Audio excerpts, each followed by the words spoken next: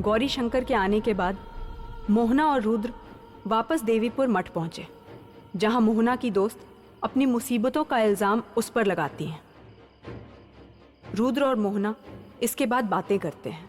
वहीं भैरवा में एक और खोया हुआ बच्चा अपने आप वापस आ चुका था। अब सुनिए आगे। बीती रात से लेकर भैरवा की इस नई सुबह तक कुछ नहीं बदला था, सिवाय इसके कि एक और लापता बच्चा 10 साल का रघु अपने घर वापस आ गया था। रघु की मां उसके लिए नाश्ता लेकर कमरे में आई तो देखा कि वो दीवार की तरफ मुंह किए एक टक देखे जा रहा था। रघु के चेहरे पर कोई भी भाव नहीं था। उसकी मां सामने खाने की थाली लेकर बैठ गई, फिर प्यार से बोली, रघु बेटा देख, हमने तेरी पसंद का लिट्टी चोखा बनाया है। इतने दिन न जाने क्या ही खाया होगा। रघु पे इस बात का कोई असर ना हुआ। उसकी मां ने एक निवाला तोड़कर रघु के मुंह के सामने रखते हुए कहा, मुंह तो खोल, अपनी मां के हाथ से भी नहीं खाएगा। रघु वैसे ही बुत बना बैठा रहा। मां की आंखों से आंसू बहने लगे। काफी जोर देने के बाद भी रघु जब टस से मस ना हुआ, तब रोती हुई रघु की मां कमरे से बाहर निकल आई। आंगन में विनोद, रघु का पिता, चाय पी रहा था। रघु की मां को सुबकता हुआ देख विनोद ने पूछा, अरे का हो गया? सुबह सुबह काहे टेसुआ बहा रही हो? रघु की मां सिसकते हुए बोली, का जाने कौन भला सवार है रघु पर। जब से आया है ना कुछ खा रहा है ना कुछ पी रहा है, बस टुकुर टुकुर दीवार घूरे जा रहा है। आप एक बार कोशिश करके देखिए ना जी। विनोद ने चुपचाप हाँ में सर हिलाया और अंदर जाकर रघु को कंधे से हिलाते हुए बोला, रघु बेटा खाना खा ले। जब से आया है बात तक नहीं की तूने। रघु ने कोई भी जवाब नहीं दिया, वैसे ही दीवार घूरता रहा। विनोद ने रघु को कई आवाजें दी, लेकिन रघु पर सब बेअसर। हार मानकर विनोद अपनी पत्नी से बोला, लड़का शैतान के चंगुल से निकल कर आया है, झाड़ फूक करानी होगी। हम बाबा अलखानंद को बुलाकर लाते हैं। विनोद जल्दी ही बाबा सिद्धेश्वर आश्रम पहुंच गया।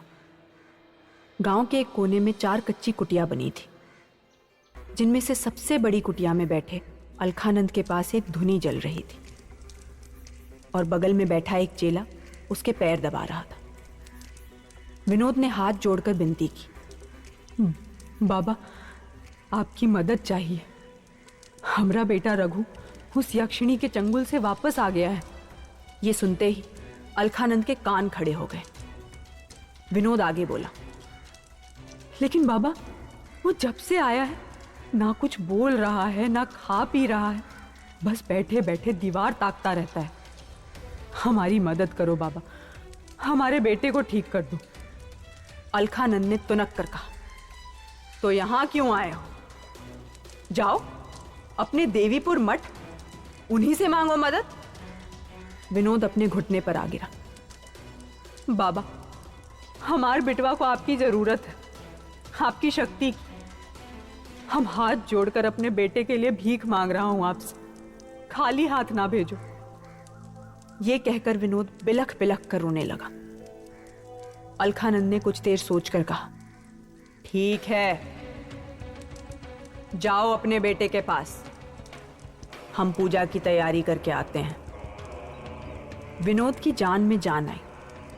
वो अलखानंद के सामने सर झुकाकर निकल गया।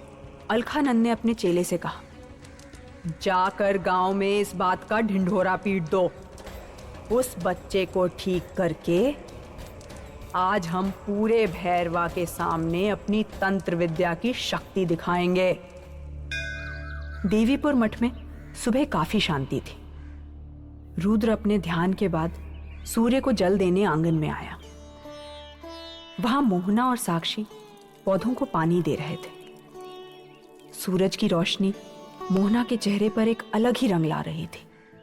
उसकी नीली आंखें बिल्कुल शांत खुले आकाश की तरह सुकून दे रही थी।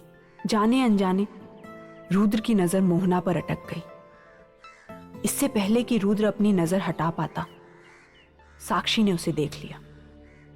रुद्र झेंप गया। इससे पहले कि कोई कुछ कहता, मठ के बाहर से एक आदमी की आवाज आई, गुरुजी, गुरुजी। सभी का ध्यान उस ओर गया। आदमी ने हाथ जोड़कर प्रणाम करते हुए कहा, राम राम गुरुजी, हमारा नाम भोला है, भैरवा से आया हूं। रुद्र उसके पास गया। भोला ने कहा, वो आपको बताना था कि भैरवा का एक खोया बच्चा रघु कल रात लौट आया है, लेकिन रुद्र सकते में आ गया। लेकिन क्या? भोला के चेहरे पर परेशानी साफ दिख रही थी। उसने गंभीरता से कहा, लेकिन गुरुजी, लड़का बहुत ही अजीब हरकत कर रहा है।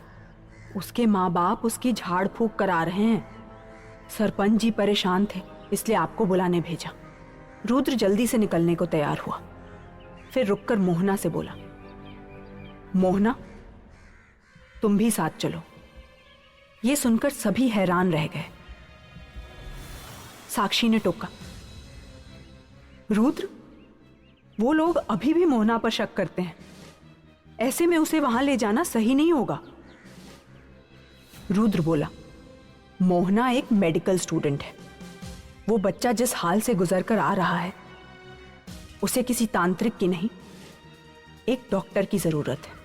आसपास कोई और डॉक्टर होता तो मोहना को ले जाने की सोचता भी नहीं। इससे पहले कि साक्षी कुछ और बोले, मोहना ने हामी भर दी और चलने को तैयार हो गई। रुद्र और मोहना भोला की गाड़ी में बैठ के तेजी से भैरवा की तरफ निकल गए। गाड़ी सीधे रघु के घर पर आ रुकी। पूरे भैरवा गांव ने घर को घेर रखा था। रुद्र ने अंदर जाकर देखा तो अलखानंद हाथ में झाड़ू लिए उस बच्चे के चेहरे पर भस्म लगाकर मंत्र बुदबुदा रहा था। रघु दीवार की तरफ मुंह किए बैठा था। रुद्र बोला, ये क्या कर रहे हैं आप? अपने काम में खलल पड़ने पर अलखानंद भड़क गया। तू फिर यहां आ गया? रुद्र ने अलखानंद को अनसुना कर रघु के माँ बाप से कहा, आप लोग ये क्या कर रहे हो? ये बच्चा न जाने क्या झेल कर घर आया है। इसे झाड़ फूक की नहीं, दवा की जरूरत है। अलखानंद फिर गरजा, ए ढोंगी, अपना राग अलापना बंद कर, और तुझे इस यक्षिणी को यहां लाने किसने दिया? रुद्र सबसे बोला, मोहना मेडिकल की पढ़ाई कर रही है, रघु की ठीक से जांच करने के काबिल है। उसे एक मौका दे।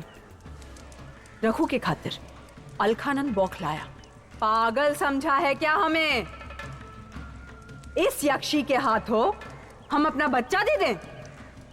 सबके चेहरों पर चिंता झलक रही थी। रुद्र ने सरपंच की तरफ देखकर विनती की, मोहना डॉक्टरी कर रही है। लोगों की जान बचाना उसकी फितरत और पेशा दोनों है। सरपंच दिगंबर सोच में पड़ गया। फिर एक गहरी सांस भरते हुए कहा, आप ठीक कह रहे हैं, लेकिन हम उस पर भरोसा कैसे करें? रुद्र बोला, आप मुझ पर भरोसा करें, मैं साथ रहूंगा। सरपंच ने इजाजत दे दी। अलखानंद का खून खौल गया, लेकिन चुपचाप रास्ते से हटने के अलावा कोई चारा न था। रुद्र और मोहना को छोड़कर बाकी सब कमरे के बाहर आ गए। लोगों की भीड़ झांका ताकी में लगी थी। अलखानंद गुस्से से कमरे के बाहर तो निकला, लेकिन बाहर वो भी तमाशा देख रहा था। इन सब तमाशों का रघु पर कोई असर नहीं पड़ा। बिना हिले दीवार की ओर मुंह किए बैठा रहा। मोहना बिस्तर के एक किनारे रघु के सामने जाकर बैठ गई, जबकि रुद्र पीछे ही दरवाजे पर खड़ा रहा। रघु की पीठ रुद्र की ओर थी, लेकिन मोहना के चेहरे के मुस्कान को रुद्र देख पा रहा था। मोहना ने रघु से बात करने की कोशिश की और उसके सर पर हाथ फेरा। अचानक रघु ने मोहना की ओर सर उठाकर देखा। रुद्र के देखते ही देखते मोहना की खूबसूरत मुस्कान गायब हो गई। उसने रघु का गला दबोच लिया। क्या रघु मोहना के इस जानलेवा हमले से बच पाएगा? क्या कारण था मोहना का एक बच्चे पर हमला करने का? और इस हमले की कितनी बड़ी कीमत चुकानी पड़ेगी उसे?